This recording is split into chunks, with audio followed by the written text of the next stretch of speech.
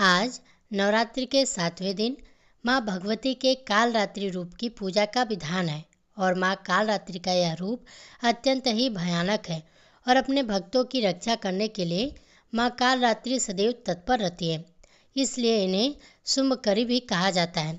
प्रिय श्रोताओं, अब आप सुनेंगे माँ कालरात्रि की संपूर्ण कथा, साथ ही सुनेंगे महिषासुरमर्दिनी का स्रोत हिंदी अनुवाद। जो भी भक्त नवरात्रि के पूरे 9 दिन तक सच्चे मन से लगातार महिषासुरमर्दिनी स्रोत का पाठ करता है अथवा सुनता है और दूसरों को सुनाता है, माँ भगवती की कृपा से उनकी सभी मनोकामनाएं पूर्ण हो जाती हैं। माँ कालरात्रि की 4 भुजाएं हैं। ऊपर की दाहिनी भुजा से माँ भक्तों को वर प्रदान करती हैं, निचली दाई भुजा से अभय प्रदान करती हैं, जबकि बाई भुजाओं में माँ खड्ग और कटीला मूसल धारण करती हैं। माँ कालरात्रि के केस खुले हुए हैं और गले में बिजली की माला शोभा पा रही है। ऐसा लगता है मानो बिजली चमक रही हो। क्रोध में माँ की नासिका से अग्नि की ज्वालाएं निकलती हैं। माँ कालरात्रि गर्दभ यानी कि गधे की सवारी करती हैं। माँ कालरात्रि के इस भयंकर स्वरूप को देखकर असुर और नकारात्मक शक्तियाँ भी भयभीत रहती हैं, लेकिन माता कालरात्रि अपने भक्तों पर परम अनुकंपा दर्शाने वाली हैं। भक्तों के लिए सुलभ और ममतामयी होने के कारण माता को शुंभकरी भी कहा जाता है। श्री दुर्गा सप्तशती में महिषासुर नाम के दैत्य के वध के समय माँ भद्रकाली की कथा का वर्णन मिलता है कि युद्ध के समय महाभयानक दैत्य समूह देवी को रणभूमि में आते देख उनके ऊपर ऐसे बारूद की वर्षा करने लगा मानो बादल मेरुगिरी पर्वत पर पानी की धार बरस रहा हो। तब देवी ने अपने बाणों से उस बाण समूह को अनायास से काट कर उसके घोड़े और सारथिला बांधों को तुरंत काट गिराया। धनुष कट जाने पर उसके अंगों को अपने बाणों से बीट डाला और भद्रकाली ने शूल का प्रहार किया। उससे राक्षस के शूल के सैकड़ों टुकड़े हो गए और वह महादैत्य प्राणों से हाथ धो बैठा। इसी प्रकार चंड और मुंड के वध के लिए माँ विकराल मुखी काली प्रकट हुई। मार्कंडेय ऋषि कहते हैं कि इसके बाद शुंभ की आज्ञा पाकर वे चंड मुंड आदि दैत्य चतुरंगी सेना के साथ अस्त्र शस्त्रों से सुसज्जित होकर चल पड़े। फिर गिरिराज हिमालय के स्वर्णिम ऊंचे शिखर पर पहुंचकर उन्होंने सिंह पर बैठी देवी को देखा। उन्हें देखकर दैत्य लोग तत्परता से उन्हें पकड़ने का प्रयास करने लगे। तब देवी अंबिका ने उन शत्रुओं के प्रति बड़ा क्रोध किया। उस समय क्रोध के कारण उनका मुख काला पड़ गया, ललाट में भौं टेढ़ी हो गई और वहीं से तुरंत मुखी लाल प्रकट हुई जो तलवार और पास लिए हुए थी। वे विचित्र खंडवाड़ धारण किए और चीते के चर्म की साड़ी पहने नरमुंडों की माला से विभूषित थी। उनके शरीर का मांस सूख गया था, केवल हड्डियों का ढांचा था जिससे वे अत्यंत भयानक जान पड़ती थी। उनका मुख बहुत ही विशाल था, जीभ लपट पाने के कारण वह भी डरावनी लग रही थी। उनकी आंखें भीतर की ओर धसी हुई और कुछ लाल थीं। वे अपनी भयंकर गर्जना से संपूर्ण दिशाओं को गुंजा रही थीं। बड़े बड़े दैत्यों का वध करती हुई वे कालिका देवी बड़ी तेजी से दैत्यों की उस सेना पर टूट पड़ी और उन सबको खाने के लिए तीनों लोकों में राक्षस शुंभ निशुंभ और रक्तबीज दैत्य ने हाहाकार मचा रखा था। सभी देवतागण चिंतित थे। सभी देवी देवता मिलकर भगवान शिव के पास गए और रक्षा की प्रार्थना की। तब महादेव ने माँ पार्वती से असुरों का संहार कर अपने भक्तों की रक्षा करने के लिए कहा। इसके बाद माता पार्वती ने दुर्गा जी का रूप धारण किया और शुंभ निशुंभ का वध कर दिया। अब देवी के सामने असली चुनौती राक्षस रक्तबीज ने पेश की। जैसे ही माँ दुर्गा रक्तबीज को मारती और उसके खून की बूंदें धरती पर गिरती, वैसे ही उसके जैसे लाखों रक्तबीज पैदा हो जाते, जिससे माता क्रोधित हुई। उनका वर्ण श्यामल हो गया और इसी स्वरूप से माँ कालरात्रि का प्रकट हुआ। दैत्य रक्त बीज एक ऐसा दानव था जिसे यह वरदान मिला हुआ था कि जब जब उसके रक्त की एक बूंद भी धरती पर गिरेगी, तब हर बूंद से एक नया रक्त बीज जन्म लेगा, जो कि रूप और शक्ति में उसी के समान होगा। ऐसे में माँ कालरात्रि ने रक्त बीज के गर्दन काटकर उसे खप्पर में रख दिया ताकि रक्त की बूंद कुछ नीचे ना गिरे और उसका सारा खून पी गई। और इस प्रकार देवी ने रक्त बीज की एक भी रक्त की बूंद धरती पर नहीं गिरने दी।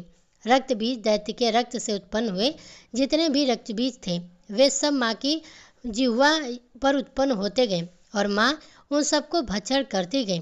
इस प्रकार रक्तबीज दैत्य शक्तिहीन हो गया और फिर माँ काली ने रक्तबीज का वध कर दिया। इस प्रकार माँ काली सदैव अपने भक्तों की रक्षा के लिए तत्पर रहती हैं। प्रेम से बोलिए माँ कालरात्रि की जय। अब सुनिए महिषासुरमर्दिनी हिंदी स्रोत अनुवाद। हे हिमालय राज की पुत्री, हे गिरिजा देवी, विश्व को आनंदित करने वाली देवी, नंदीगणों द्वारा पूजित गिरिश्रेष्ठ विंध्याचल के शिखर पर निवास करने वाली देवी, अपनी नीला से भगवान श्री हरि विष्णु को प्रसन्न करने वाली, इंद्रदेव के द्वारा नमस्कृत भगवान नीलकंठ की पत्नी, विश्व में विशाल कुटुंब वाली और विश्व को संपन्नता देने वाली, हे महिषासुर का मर्दन करने वाली भगवती, अपने बालों की लता से आकर्षित करने वाली पर्वत की पुत्री, आपकी जय हो, जय हो, जय हो। देवों को वरदान देने वाली, दुर्धरा को मारने वाली और स्वयं में ही हर्षित रहने वाली, तीनों लोगों का पोषण करने वाली, शंकर जी को संतुष्ट करने वाली, पापों को हरने वाली और घोर गर्जना करने वाली, दानवों पर क्रोध करने वाली, अहंकारियों के घमंड को सुखा देने वाली, समुद्र की पुत्री, हे महिषासुर का मर्दन करने वाली, अपने बालों की लता से आकर्षित करने वाली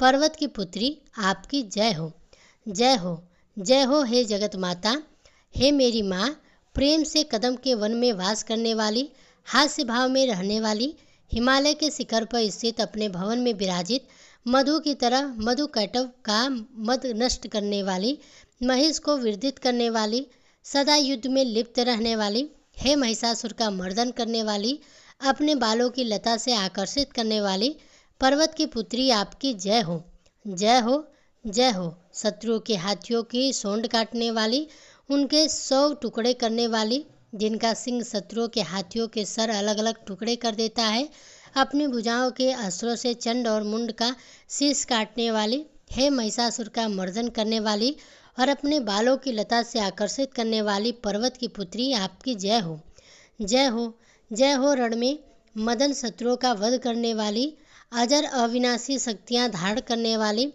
प्रथनाथ अर्थात शिव की चतुराई जानकर उन्हें अपना दूत बनाने वाली, दुर्मयी और विचार वाले दानों के दूत प्रस्ताव का अंत करने वाली, हे महिषासुर मर्दन करने वाली, अपने बालों की लता से आकर्षित करने वाली पर्वत की पुत्री, आपकी जय हो, जय हो। शरणागत शत्रुओं की पत्नियों के आग्रह पर उन्हें अभयदान देने वाली, तीनों लोगों को पीड़ित करने वाले दैत्यों पर प्रहार करने वाली, योग्य त्रिशूल धारण करने वाली, देवताओं की दुग्धवी से दुम दुम की ध्वनि को सभी दिशाओं में व्याप्त करने वाली, हे महिषासुर का मर्दन करने वाली, अपने बालों की लता से आकर्षित करने वाली पर्वत की पुत्री, आपकी जय हो, जय हो, जय हो। मात्र अपनी हुंकार से धूमलोचन राक्षस का धूम अर्थात धुएं के समान भस्म करने वाली, युद्ध में कुपित रक्त बीज के रक्त से उत्पन्न अन्य रक्त बीजों का रक्त पीने वाली, शुंभ और निशुंभ दैत्यों की बलि से शिवजी और भूत प्रेतों को तृप्त करने वाली, हे महिषासुर का मर्दन करने वाली, अपने बालों की लता से आकर्षित करने वाली पर्वत की पुत्री, आपकी जय हो, जय हो, जय हो।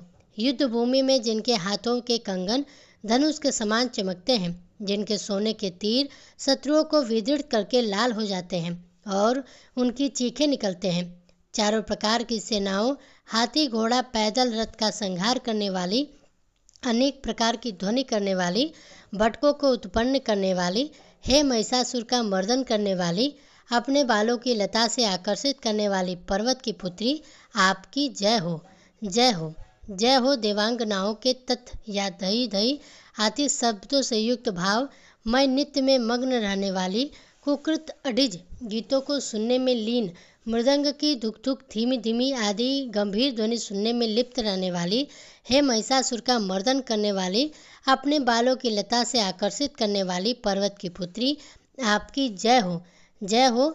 जयकार करने और स्तुति करने वाले समस्त विश्व के द्वारा नमस्कृत, अपने नुपुर के झंझन और झिमझिम शब्दों से भूतपति महादेव को मोहित करने वाली, नती नाटों के नायक अधीन अर्धनारीश्वर के नित्य से सुशोभित नाट्य में लीन रहने वाली, महिषासुर का मर्दन करने वाली, अपने लता से आकर्षित करने वाली पर्वत की पुत्री, आपकी जय हो, आपकी जय हो।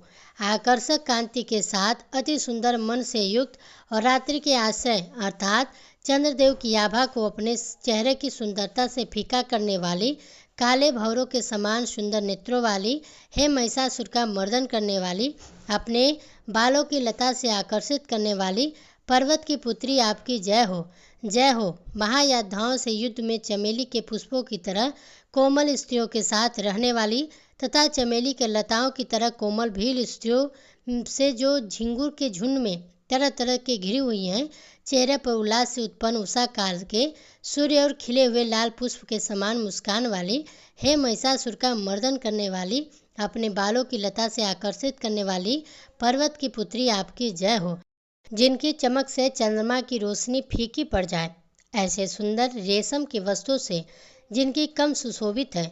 देवताओं और असुरों के सर झुकने पर उनके मुकुट की मड़ियों से जिनके पैरों के नाखून चंद्रमा की तरह दमकते हैं, और जैसे सोने के पर्वतों पर विजय पाकर कोई हाथी मदोमत हो जाता है, वैसे ही देवी के उजोर कलश की तरह प्रतीत होते हैं। ऐसी हे महिषासुर का मर्दन करने वाली, अपने बालों की लता से आकर्षित करने वाली पर्वत की पुत्री आपकी जय हो, जय हो, जय हो। सहस्त्र दैत्यों के सहस्त्र हाथों से सहस्त्र युद्ध जीतने वाली और सहस्त्र हाथों से पूजित सुर तारक उत्पन्न करने वाली, उसका तारकासुर के साथ युद्ध कराने वाली, राजा सूरत और समाधि नामक वैश्य की भक्ति से समान रूप से संतुष्ट होने वाली, हे महिषासुर का मर्दन करने वाली, बालों की लता से आकर्षित करने वाली पर्वत की पुत्री आपकी जय हो, जय हो, जय हो। जो भी आपके दयामय पद कमलों की सेवा करता है, हे कमले, वह व्यक्ति कमल निवास कैसे बना रहे।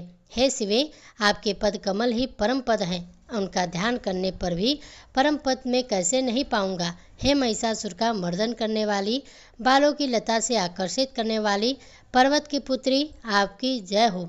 सोने के समान चमकते हुए नदी के जल से जो आपके रंग भवन में छिड़कार करेगा, वह इंद्राणी के वक्त से आलंगित होने वाले इंद्र के समान सूखा अभूतपूर्व करने वाली, बालों की लता से आकर्षित करने वाली पर्वत की पुत्री आपकी जय हो, जय हो। आपका निर्मल चंद्र समान मुख चंद्रमा का निवास है, जो सभी अशुद्धियों को दूर कर देता है। नहीं तो क्यों मेरा मन इंद्रपुरी की सुंदर स्त्रियों से विमुख हो गया। मेरे मत के अनुसार आपकी कृपा के बिना शिव नाम के धन की प्राप्ति कैसे संभव हो सकती है। हे महिषासुर का मर्दन करने वाली, बालों की लता से आकर्षित करने वाली पर्वत पुत्री आपकी जय हो, जय हो। हे दीनों पर दया करने वाली उमा, मुझ पर दया ही कर दो। हे जगत जननी, जैसे आप दया की वर्षा करती हो, वैसे ही तीरों की भी वर्षा करती हो, इसलिए इस समय जैसा आपको उचित लगे वैसा करो, पाप और ताप दूर करो। हे महिषासुर का मर्दन करने वाली, बालों की लता से आकर्षित करने वाली पर्वत की पुत्री आपकी जय हो। भक्तों, आशा करती हूँ आज की कथा आपको पसंद आई होगी। पसंद आई हो तो वीडियो को लाइक कीजिएगा। इसी तरह व्रत कथाओं को सुनने के लिए हमारे चैनल को सब्सक्राइब भी जरूर कीजिएगा।